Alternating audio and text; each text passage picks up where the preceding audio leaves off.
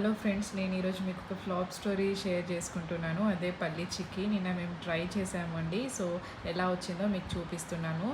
ఒక 250 గ్రామ్స్ పల్లీలు తీసుకొని అవి ఫ్రై చేసేసి పొట్టు తీసేసి ఆ పప్పులా చేసుకున్నాము. తర్వాత బెల్లం కూడా సేమ్ క్వాంటిటీలో తీసుకున్నాము. కానీ ఇది చెక్క బెల్లం, సో చాలా కష్టమైంది దాన్ని బ్రేక్ చేయడానికి.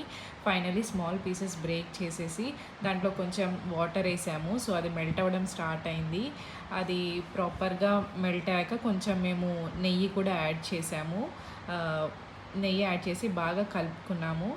అండ్ అది పాకం అయిందా లేదు చెక్ చేయడానికి కొన్ని వాటర్లో వేసి చూడాలి. అది మెత్తగా ఉంటే అవ్వనట్టు, గట్టిగా అయితే మాత్రం పాకం అయినట్టు.